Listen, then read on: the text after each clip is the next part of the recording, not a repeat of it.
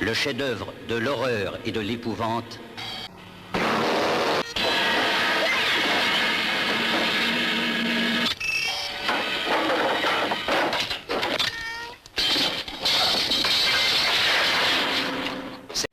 Et yo tout le monde, c'est Jarod, j'espère que vous allez tous très bien, j'espère que vous avez bien fêté Halloween. On se retrouve pour, on va dire, l'avant-dernière vidéo de film d'horreur. Parce qu'après, j'ai envie encore de parler d'un film d'horreur que j'ai vu, ça sera Five Nights at Freddy.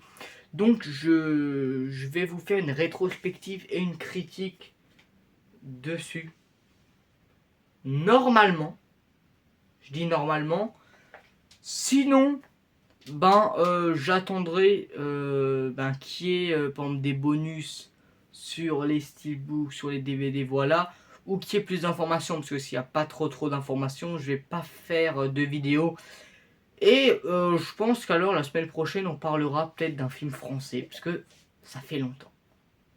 Le dernier, c'était Les Valseuses, il y a on va dire 3 semaines. Et entre temps, j'ai fait quand même pas mal de vidéos. Pas mal. Donc, aujourd'hui, on va parler de Massacre à la tronçonneuse. Ben oui, j'ai fait un vote. Et vous étiez, pour l'instant, 75% à avoir demandé une rétrospective sur Massacre à la tronçonneuse de Tobe Hooper de 1974. Et il y a pour l'instant 13% et 13% pour Jeux d'enfants et l'exorciste. Mais bon, on va pas attendre non plus trop longtemps. Donc, la rétrospective sur Massacre à la tronçonneuse, moi je vous dis, il y a du boulot parce que j'ai trouvé énormément d'informations sur le film le plus terrifiant, encore une fois. Alors, la rétrospective sur Massacre à la tronçonneuse, elle commence maintenant.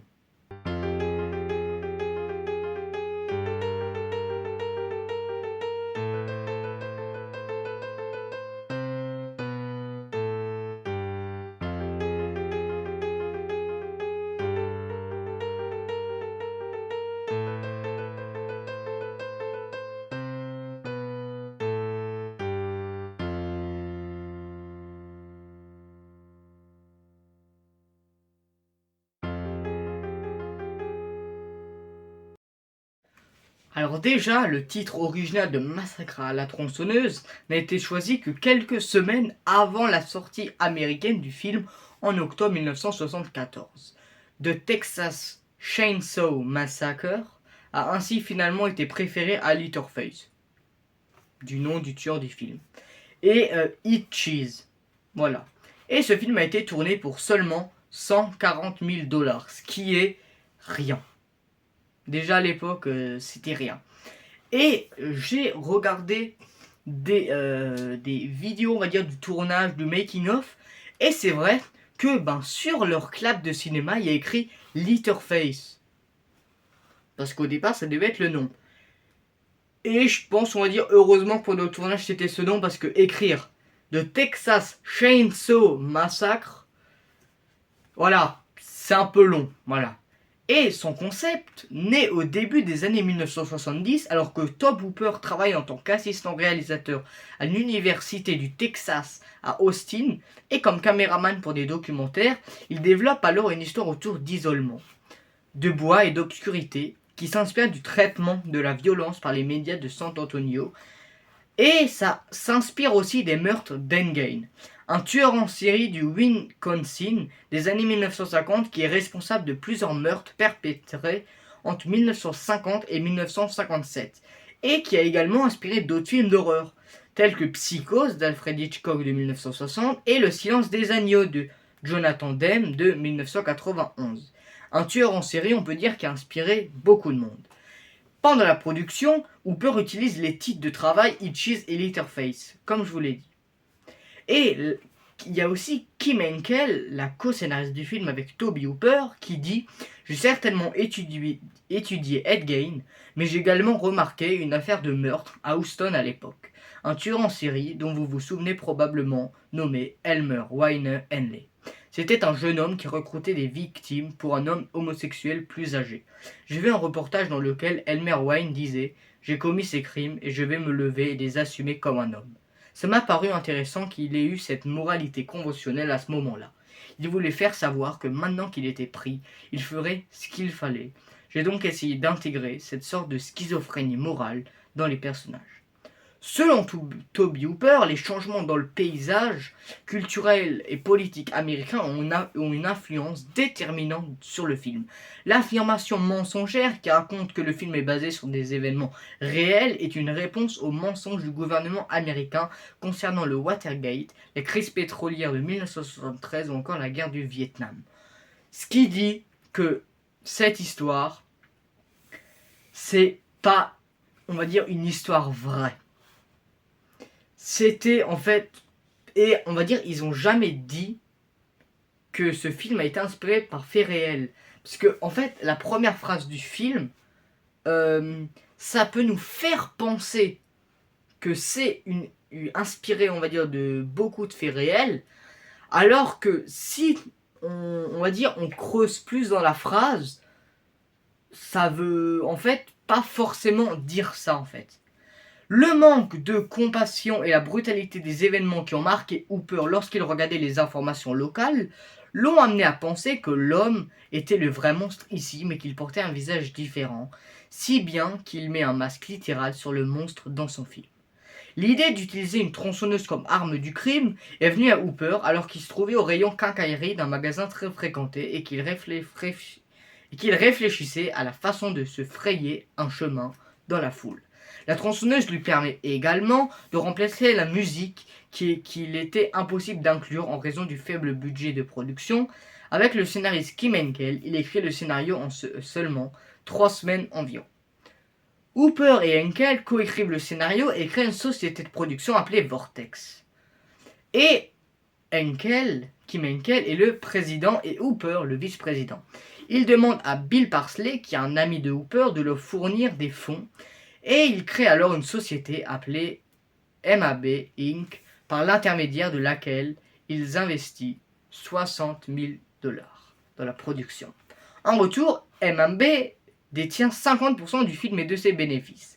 Le directeur de production, Ron Bozeman, annonce à la plupart des acteurs et de l'équipe technique du film qu'il devra repousser le versement d'une partie de leur salaire jusqu'à ce que le film soit vendu à un distributeur.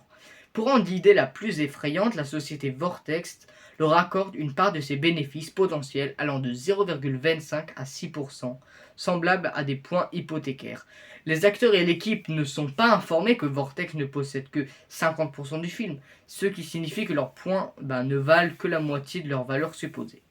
Maintenant, on va parler des acteurs, parce que la plupart des acteurs sont à l'époque relativement inconnus. La distribution compte surtout des Texans qui ont joué dans des publicités à la télévision ou au théâtre, ainsi que des artistes que Tobe Hooper connaît personnellement. Comme Allen Danziger et Jim Sidow, leur participation au film propulse certains d'entre eux. Le rôle de Sally est confié à Marilyn Burns, qui s'est déjà produite sur scène et avait siégé au conseil de la commission cinématographique de l'université du Texas à Austin pendant ses études.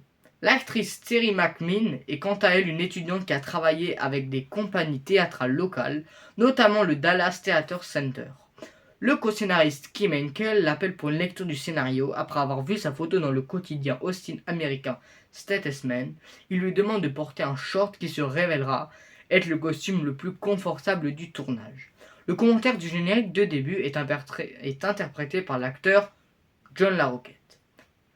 Et Marilyn Burns s'est blessée en tournant la scène où elle tente d'échapper à Leatherface. Dans certaines séquences, ce sont les taches de son propre sang qui décorent tout simplement ses vêtements. Pour éviter que de tels désagréments ne se produisent, le réalisateur a dû embaucher une doublure pour remplacer l'actrice dans certaines scènes. Le personnage emblématique qu'on voit que sur l'affiche, presque les autres personnages on s'en fout, le personnage de Leatherface, est incarné par Gunnar Hansen. En 1973, l'acteur d'origine islandaise apprend par une connaissance qu'un tournage de film d'horreur a lieu en ville et qu'il serait parfait pour le rôle du méchant, malgré le fait qu'il est déjà pourvu. Hansen contacte le directeur de casting qui ne révèle rien sur le personnage, expliquant seulement qu'il s'agit d'un film d'horreur. Et environ une semaine plus tard, Hansen rencontre à nouveau la connaissance qui lui annonce que l'acteur retenu pour le rôle est ivre dans un motel et refuse d'aller au rendez-vous prévu avec la production. Ce qui fait le bonheur des uns fait le malheur des autres et inversement. Voilà. Hooper est contraint de renoncer à l'acteur et en chercher un autre. Hansen contacte à nouveau l'équipe qui lui demande d'attendre un retour. 2 jours plus tard, il est convoqué pour un entretien avec Hooper et Henkel, avec lequel il s'entretient longuement autour de Leatherface et de sa famille. Et sa famille, c'est vraiment une famille de cannibales. L'acteur réussit à passer les tests et obtient le rôle. Et l'acteur aussi, il est très grand. Il a vraiment en fait, le réalisateur et le co-scénariste sont vraiment impressionnés par les talents d'acteur d'Hansen et de sa stature physique imposante. Il mesure 1m93, ce qui est vraiment très très grand. Hansen décide alors de jouer dans le film pour des raisons simples. Il n'a jamais travaillé sur un vrai long métrage. Et il estime que jouer dans un film d'horreur lui permettra d'apprendre comment ces productions sont réalisées. C'est selon lui un bien meilleur job d'été que de tenir un bar. Et c'est vrai. Et il n'imagine pas que le film puisse devenir autre chose qu'un petit film d'horreur de plus. Hooper lui permet de développer son personnage librement, ce que va faire Hassan, et va trouver une idée qui va changer le film. Hassan décide que Leatherface est un handicapé mental, incapable de parler. Et ça va faire presque tout le film en fait. Ça va rajouter quelque chose au film. Ainsi, pour préparer le rôle, il visite une institution scolaire pour les personnes ayant des besoins spéciaux et observe comment les étudiants se déplacent et parlent afin de transmettre la personnalité du méchant de manière aussi réaliste que possible. L'acteur cherche à maintenir une relation distante avec le reste de la distribution, car Hooper veut que les acteurs aient réellement peur pendant les scènes et pour la maison, la plupart des os présents dans le décor ne sont pas en plastique mais sont des os d'animaux. Ça, c'est une hyper bonne anecdote de tournage. En ce qui concerne la photographie du film, Hooper ne savait pas qui engager. Alors, il rencontre un jour dans un laboratoire de cinéma le directeur de la photographie Daniel Pearl, âgé à l'époque de 23 ans, qui vient d'obtenir sa maîtrise à l'université du Texas Austin, après avoir reçu quelques conseils de Pearl sur l'utilisation des filtres photographiques. Hooper, qui cherche un Texan pour le poste de directeur de la photographie, envisage de le lui confier. 6 mois plus tard, Hooper l'invite à le rejoindre sur Massacre à la tronçonneuse et offre que l'intéressé accepte aussitôt. Cependant, comme le tournage prend du retard, Pearl s'inquiète et s'imagine déjà avoir été remplacé par un chef opérateur de renom comme Laszlo Kovacs ou Vilmos Zsigmond. Il appelle alors donc le réalisateur pour savoir si le projet est toujours d'actualité. Et quand est prévu le tournage? Et Hooper lui répond que la production qui ne dispose alors que de 70 000 dollars commencera dès que 10 000 dollars supplémentaires seront obtenus.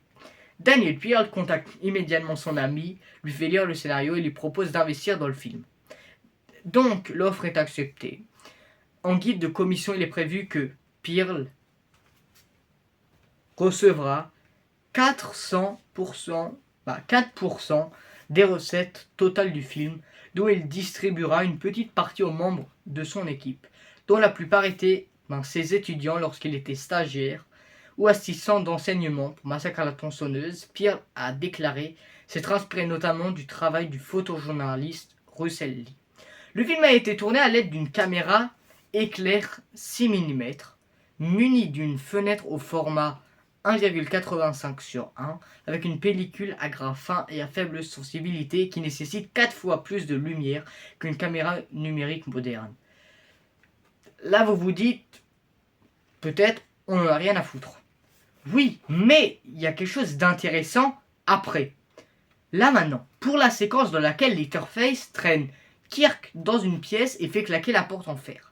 Le second plan, qui montre Pam se lever de la balançoire et marcher vers la maison, a subi le traitement suivant. Au départ, l'intention était de l'enregistrer en disposant l'appareil sur une dolly. C'est un support mobile monté sur des rails et permettant un mouvement de en haut à en bas de la caméra. Mais en raison, encore une fois, du faible budget, Pearl propose d'utiliser un rail plus léger. Celui-ci, d'environ 15 mètres de long, est installé le long du chemin entre la balançoire et la maison. Et la caméra est tenue par le cadreur allongé sur un petit chariot bricolé. Le travelling suit la jeune fille s'approchant de la maison et la caméra est tenue par le cadreur allongé sur le petit chariot et devant la maison vue de loin, jusque celle-ci remplisse le cadre de l'image lorsque la jeune fille la rejoint. Pearl utilise à de nombreuses reprises la caméra subjective. Ce choix lui a été inspiré par Le Bal des vampires de 1967, réalisé par Roman Polanski, qui applique de nombreuses méthodes de désorientation, comme dans une scène où un magicien qui réalise un tour avec sa main droite utilise sa main gauche afin de détourner l'attention du public qui ne remarque pas le vampire entrant dans le cadre. Pour vous montrer que même si c'était un petit film, ils ont vraiment essayé de faire, on va dire, tout ce qu'ils pouvaient. Et je sais pas, moi j'aime bien l'histoire de ce film, le tournage en fait de ce film. Parce qu'en fait, il est comme en fait si on faisait un film entre amis. Hooper, il connaissait presque tout le monde, il a choisi ce qui est vraiment très très bien. De plus, John LaRoquette, qui fait le nom qui dit la première phrase dans le générique, affirme avoir été payé en nature pour ses fonctions de narrateur. Pour le remercier de ses services, le réalisateur lui aurait offert un joint de cannabis. Et il y a eu 36 heures de maquillage pour John Dugan pour avoir une apparence de vieillard. Un exercice auquel il n'a pas apprécié se prêter parce que la chaleur estivale était accablante et les conditions de tournage étaient désagréables. Contrairement à de nombreux cinéastes qui choisissent d'enregistrer les scènes les plus éprouvantes en premier, Tobe Hooper a choisi de tourner les scènes de Massacre à la tronçonneuse dans un ordre chronologique selon leur progression artistique et scénaristique. Au départ, le tournage de Massacre à la tronçonneuse devait s'étaler sur une période de 7 jours. Mais la production du film ayant rencontré de nombreuses difficultés, accident de tournage, budget limité, le tournage a finalement duré 1 mois. Le film est tourné dans les villes d'Austin, Round Rock et Bastrop au Texas. Le tournage dure environ 4 semaines, du 15 juillet au 14 août 1973. Les conditions sont difficiles pour tous les membres du tournage, notamment en raison des températures élevées qui vont jusqu'à 43 degrés le 26 juillet. L'interprète de Leatherface expliquera plus tard, il faisait 35 voire 37 degrés tous les jours pendant le tournage. Je n'avais qu'un seul costume car on n'avait pas d'argent. Il n'osait pas le nettoyer de peur que les couleurs délavent avec la lessive. J'ai donc porté le masque de Leatherface 12 à 16 heures par jour pendant 1 mois. Les fenêtres de la maison sont couvertes pendant le tournage, certaines scènes se déroulant de nuit. En raison des difficultés économiques liées au budget restreint et à la location de matériel, l'équipe est contrainte de tourner entre 12 et 16 heures par jour, 16 jours sur 7, tout en faisant face à une forte humidité. Les effets spéciaux simples sont aussi limités par le budget. De nombreuses scènes sont tournées dans une ferme datant du début du XXe siècle. La ferme est décorée avec des meubles faits d'os d'animaux qui sont recouverts de latex pour leur donner une apparence de peau humaine. La maison n'est pas refroidie et peu ventilée. Et il y a aussi le directeur artistique Robert A. Burns qui va compléter le décor.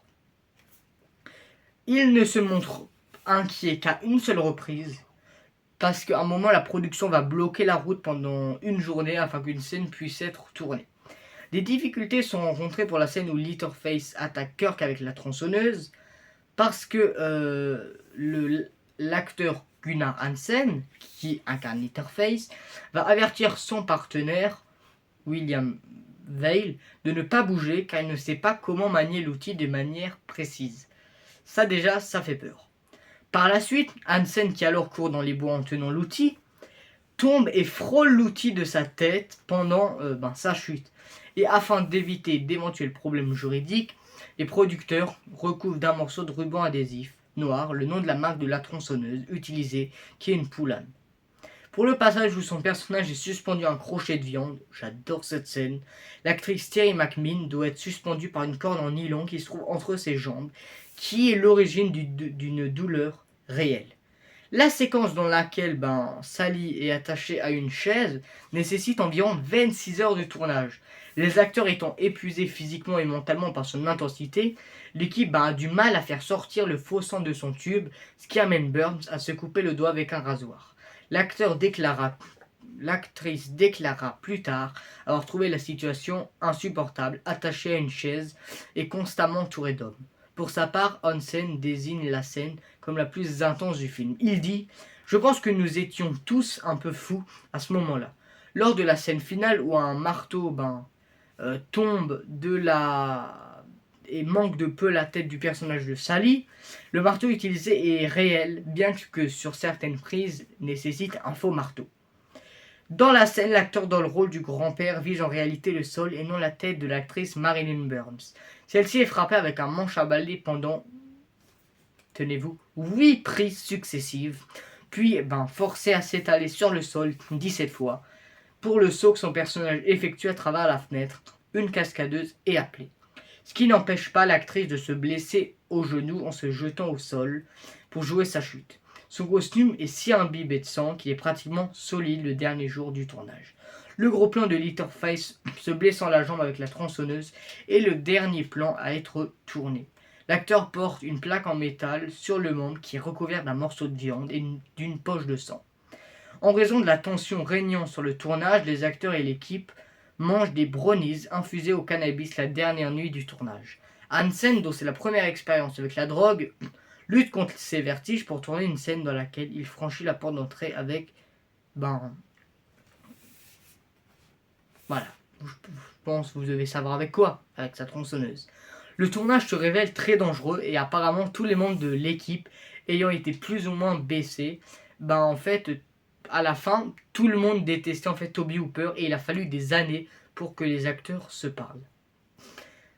La bande sonore est composée par Hooper en collaboration avec le musicien Wayne Bell, dont c'est le premier long métrage. En plus de la bande d'effets sonores, composée par Hooper et Bell, 7 chansons originales de différents artistes texans constituent la musique originale.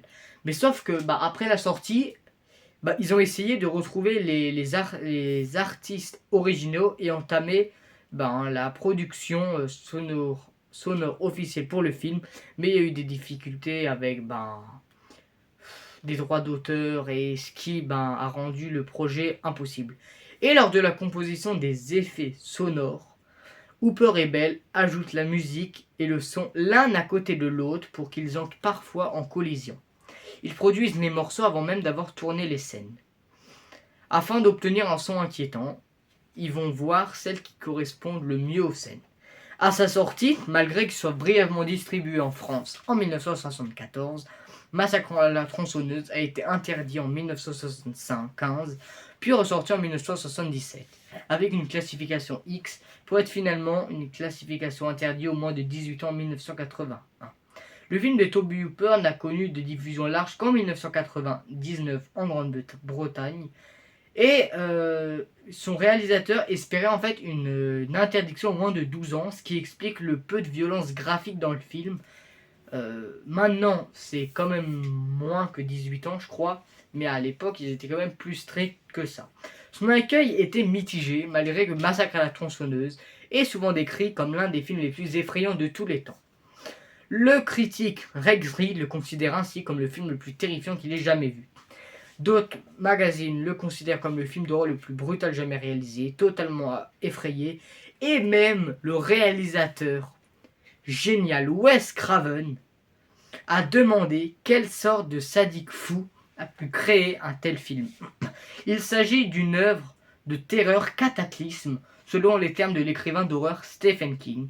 Pour le critique Robin Wood, c'est un des rares films d'horreur à posséder la qualité authentique du cauchemar. C'est aussi un film qui a terrifié Johnny Hallyday, si jamais vous ne le saviez pas, qui était un grand fan de films d'horreur. Il pouvait passer toute une nuit à en regarder dans ses salles de cinéma, dans ses villas. Maintenant, on va passer à ma critique.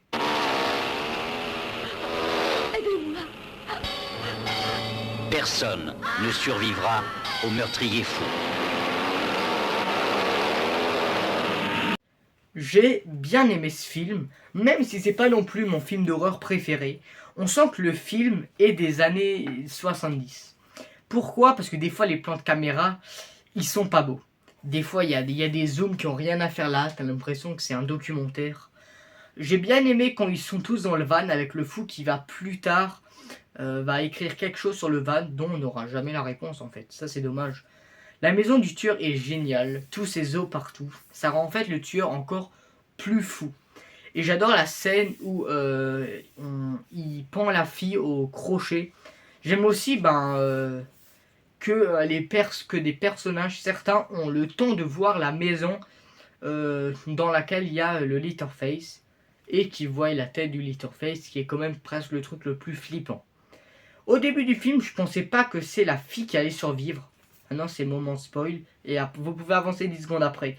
Car bon, on a l'impression que c'est pas le vrai personnage principal. Moi, je pensais plus que le vrai personnage principal et je pense encore que c'est le personnage handicapé. J'ai bien aimé que ça se passe au Texas comme les westerns et que le film ne soit pas sombre comme les autres. Il y a de la couleur, ça se passe le jour la plupart du temps, sauf à la fin. Et la fin nous met aussi très mal à l'aise avec cette table entourée de fous et de ce papy mort, mais qui est vivant en même temps. Et moi j'adore quand à un moment elle arrive à s'échapper et qu'elle va à la station d'essence et que on la sauve, mais que les personnes de la station d'essence sont aussi complices. J'ai vraiment adoré ce moment. Voilà, ça fait partie de un de mes moments préférés sur le film. Voilà. Donc merci d'avoir visionné cette vidéo, ça me fait extrêmement plaisir et ça me ferait extrêmement plaisir que vous mettiez un like, que vous ajoutez un commentaire pour me dire si la vidéo vous a plu, si vous voulez que je parle de films que vous aimez. Nous on se retrouve bientôt, abonnez-vous à ma chaîne Insta, ça me ferait extrêmement plaisir. Et donc nous on se retrouve à la prochaine. Bis.